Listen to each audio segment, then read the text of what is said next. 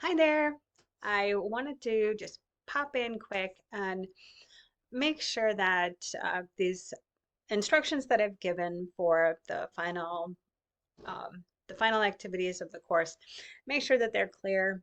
Um, you know, when I'm giving instructions for an assignment that I've done that I'm doing for the first time, yeah, sometimes they're confusing, and for me, that's a known. And so I've gotten a couple of questions through email today, and I don't want to waste your time. So let me go through this and clarify some things for you. So I am at the Start Here page um, in the module for the end of the course. And so it's the Start Here page. And so just a couple of housekeeping points to bring up. First of all, you do not need to submit your teaching video anywhere. In As you walk through this whole process, you'll see that you're giving the URL to where you've saved your video, and that's really what I need. Anything else that any of the tools that you used, any of the worksheets or whatever that you used to develop your learning activity, those were your tools to use in developing this, and I don't really need to see those. So I need to see the video, and you've got, there are a couple of different places where you'll put the URL to that. So don't worry about where you need to submit that, and I'll show you that in a second. So between now and the 11th of December or so, I've put you in small groups and I'm asking you to review each other's teaching video. Now, I put you in small groups because I didn't want to just assign you. You review this person's video because I know sometimes students um, may not be accessible. And if that happens, I don't want you to just have one student that you can contact to review their work or to have your work reviewed. So instead, I put you in small groups. And to help you actually see your groups, I went into each one of your groups and I entered the first response or the first reply, put the first post, letting you know this is your group and what you should do, review each other's work. Your first order of business is to determine who is going to review whose work. All groups are 4 people. So what that means is that all you need to do is determine basically who's exchanging files to review. That's it. So, and timeline. Timeline is important. Okay. So to conduct these reviews, you need 2 things. One is this teaching video review assignment, and this is going to walk you through that process um, because I wanted to help you out with that. So um, this is that actual assignment. I'll go into that in just a minute, but I want to walk you through the whole process first. And then this is the discussion, like I said. And you'll see there are 6 groups. I did make a couple of modifications, but I did note those on Canvas for you. Okay, so you have a review of one person's video, then somebody will review yours, and then the final thing that I want you to do is I want you to watch your own video. Yes, I know a lot of us don't like to watch ourselves on video. I never watch my own videos back because it is too frickin' painful, especially when my nose is this stuffed up. That means that I not only have my I not only pick apart my appearance, but I get to pick apart my voice and all of that good stuff. Um, and I get to count all the ums, and I get to count the number of times I showed my pinky finger that doesn't have my nails on. Yeah, yeah, we're pretty hard on on ourselves, And so what I'm doing here is I'm asking you to go through your video, and I want every single one of you to watch your video and find 4 things that were absolutely awesome about your teaching. I don't care what you did wrong. I don't care what you could improve. I don't care how many times you said. I don't care if you and your volunteers cracked up laughing in the middle. I don't care about any of those mistakes or whatever, or how much you can't stand your voice. I don't care. What I care about is what you did awesome. And for a lot of us, that's the hardest thing to do. I know it is for me, and I've been doing this my whole career, and it hasn't really gotten all that much easier. I think that says something about me, but anyways. So 4 things that you have found that absolutely awesome, and explain and describe and all of that. And I want you to do that in approximately 500 words. So you can't just list, you have to think about it. You have to describe it. You have to be in it for a little bit. Yeah, feel the pain. Okay, so that's the other thing that you have to do. All right. So I want you to have some fun with it. Um, I don't intend for this to be formal. I intend for this to be a way for you to think about your strengths and think about what's cool about you when you're teaching, and what's cool about the way that you relate with the people that you're teaching with, and all of that. Okay. So when you're done with that, I want you to submit that that reflection. It's just that too. That's the prompt that I want you to answer. I want you to write that up and submit that reflection to the same assignment Dropbox you're using to submit your timesheet. Yeah. So how's that going to work? Well, attach a file to that assignment. That's what all you have to do. And I've upped the total points listed for the timesheet assignment on that assignment Dropbox. So I can record your points for the timesheet for your reflection. And I'm also going to give you points for your video and that assignment space too. Why? Well, because that was a digital assignment, and there's, yeah, it's just easier for me to do it that way because I already have all of your videos captured in the worksheet and in the review sheet. I don't need another assignment space to go to. So that's why. So you'll see it itemized out in the comment space on your assignment.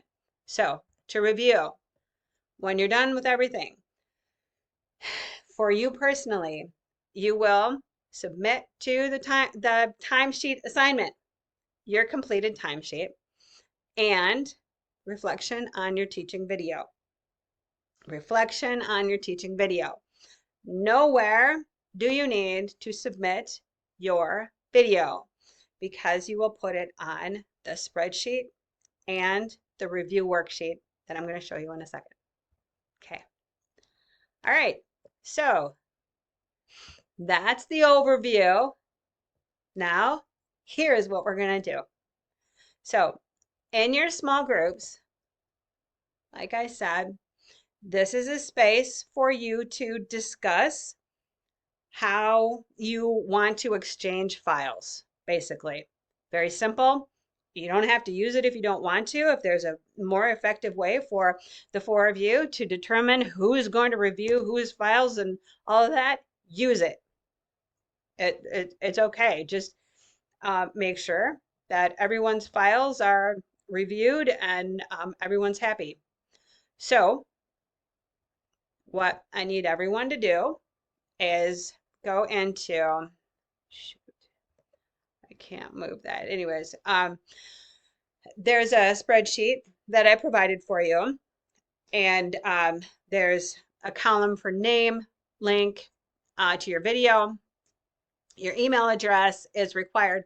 So if no one can get a hold of you through Canvas, at least they can get a hold of you through email. There we are. So this is one way that I can get a hold of your video. And this is also one way that your group members can get a hold of your video. All right. So everybody needs to fill out their information in this. So that's right here. There. The spreadsheet with links to videos and email addresses.